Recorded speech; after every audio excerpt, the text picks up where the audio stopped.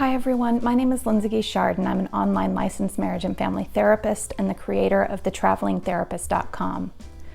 This week the topic is on time management, and the speaker is someone who has written a book about how she believes that there is time in every week and every day for the things that we want.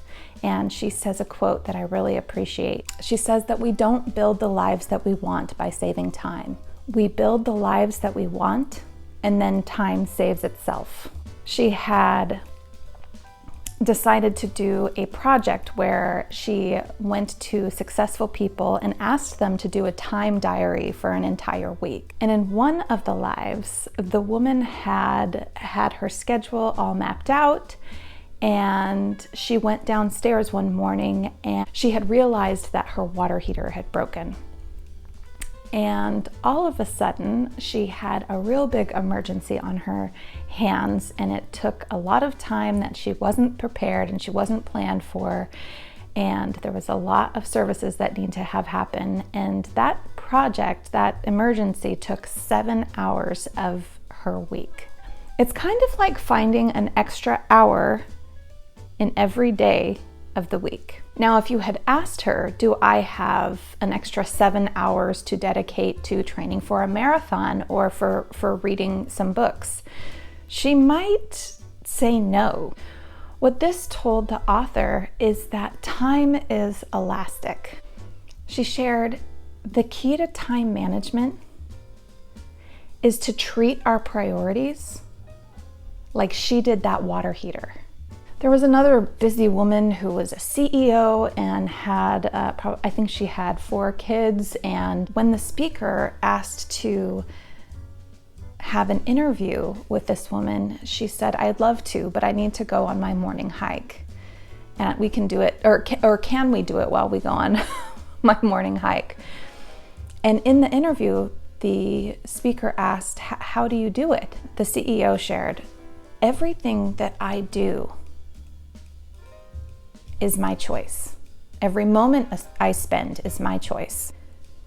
The CEO shared, if I say I don't have time, it means it's not a priority.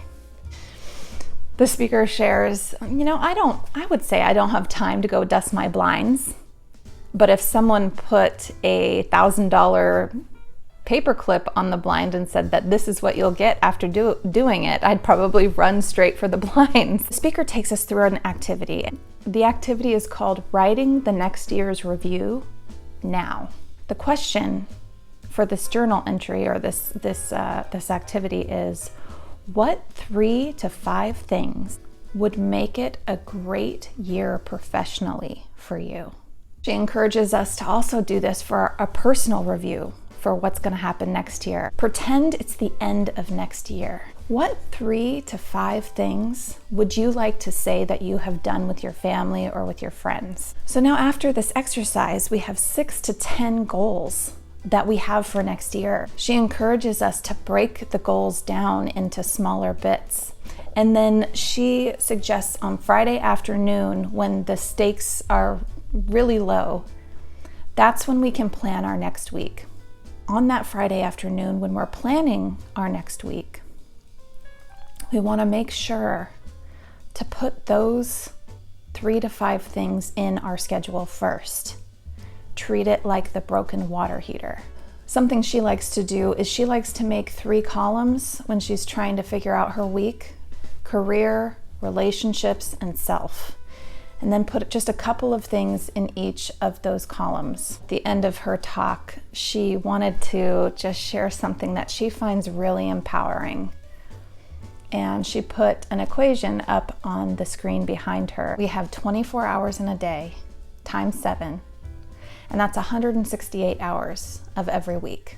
Yes, we cut out some for good sleeping hygiene. Yes, we cut out some for work. Yes, we cut out some for familial obligations, but we still have a budget of time. We have time for what matters. She shares that small moments have great power. Think about when we're commuting. What can we listen to? Think about when we have a couple of spare minutes. Are we spending our spare minutes scrolling on our phones? Are we spending our spare minutes watching TV? If we are complaining that we don't have time, enough time, where can we find time to put in that thing that we want to put for our relationships, for our career, for ourselves? Our author and speaker this week believes that we have time, and if she definitely shares that not everybody has the same amount of leftover surplus in time, but she does challenge, where can we find those hours? If it means that we have to go to bed early and get up early so that we have time when everybody's sleeping, do we have that? Thank you so much for watching this week. I hope you have enjoyed, and leave a comment below and make sure to subscribe, and I'll see you next time. Bye.